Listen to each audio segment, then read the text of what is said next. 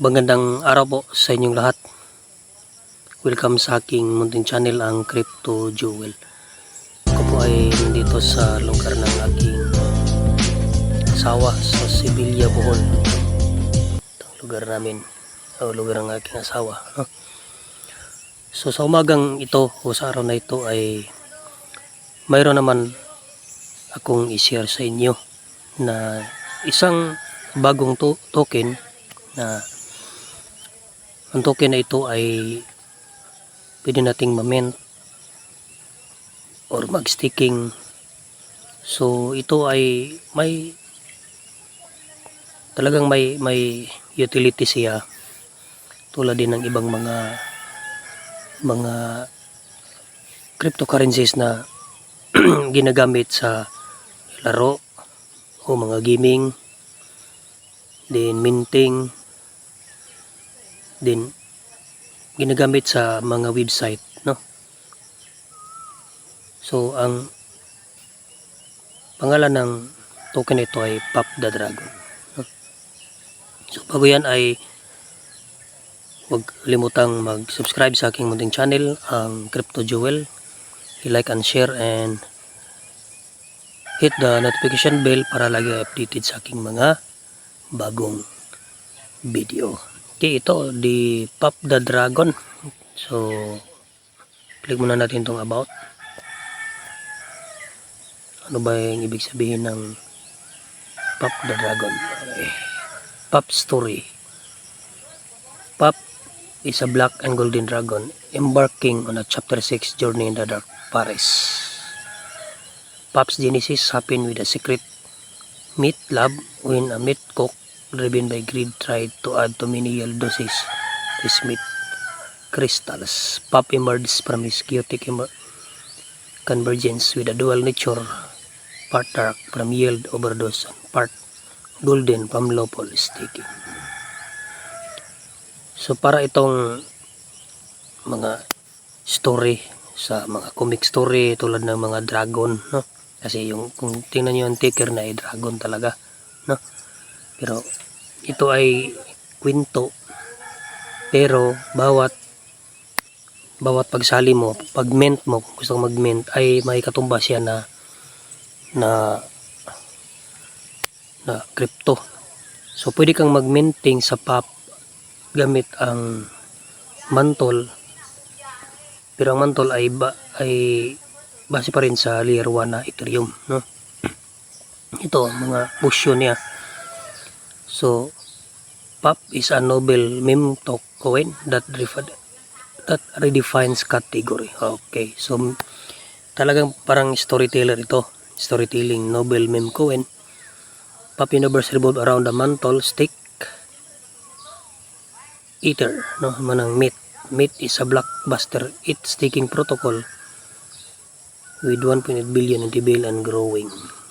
So user can get Pop by minting a mystic potion using Meat between March 4 and March 7. They can mint on both layer 1 and layer 2. Instruction in the next section. So ganito.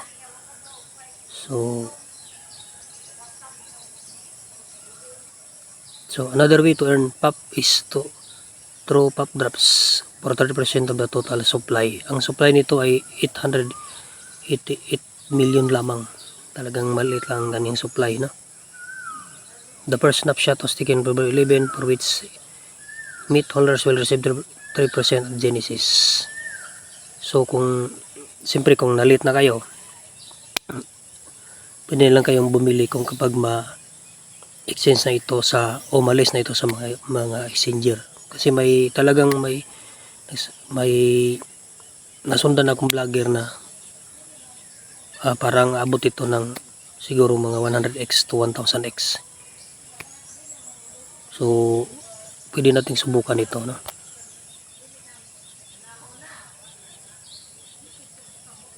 So click muna natin Pop Journey.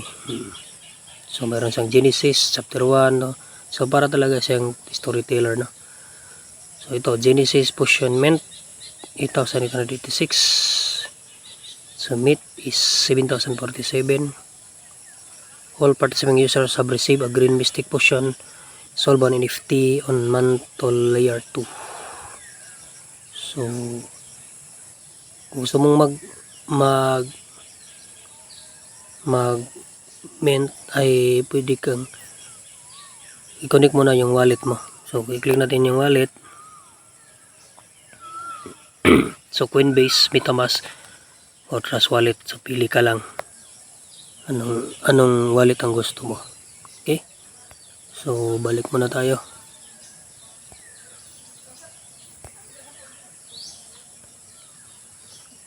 So POP is a young dragon force with the mystical red glow of myth crystal, angelic magic of solar alchemy, and the chaos of speculative fervor, a powerful duality but one which must eventually be resolved. Pwede nyo subukan ang POP the Dragon. POP Genesis 4% drop, 26 Genesis Potion. In Chapter 2, Myth Crystal Glow 5% drop.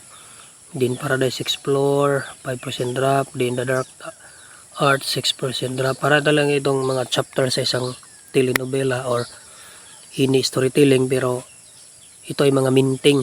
So tumaas ang mint mo, no? Then Liquid Staking Dragon na mayroon 6%. Then Destiny in the Balance 8% drop. Then ang final, The Ultimate Dilemma.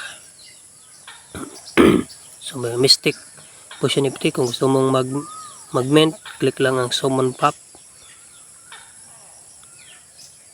So okay.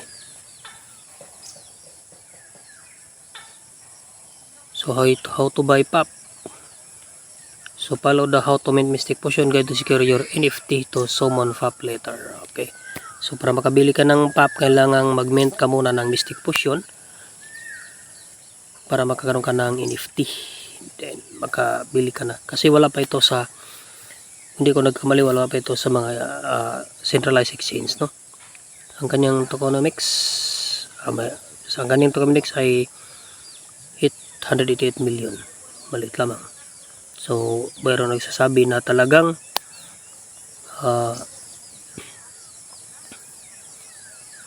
kapag ma-exchange na ito, umalis na ito sa mga exchanger, talagang 100 to 1000x ang ganitong meme token na storytelling na meme token. Okay? So sana ay nagustuhan ninyo ang aking idea ngayon, ang aking na-share ngayon na meme token. Uli, hindi ito financial advice. Ito ay educational purpose only. Pwede niyong subukan, research muna kung ano ba talaga itong POP Dragon, bakit ito magandang subukan, lalo na yung mga nakasubok na sa tinatawag nating minting o kay staking. Okay, so uli, sana ay mag-subscribe kayo sa aking munting channel, paki-subscribe lang, then hit the bell para lagi kayong updated sa aking mga bagong video na may kinalaman sa mga cryptocurrency. Lang yung mga bagong cryptocurrency na hindi pa lumabas sa mga centralized exchange, o kung lumabas man hindi pa masyadong marami para may chance pa tayong makasubok, no? Pero tandaan natin, this is not a financial advice. Always invest what you can afford to lose. Good morning.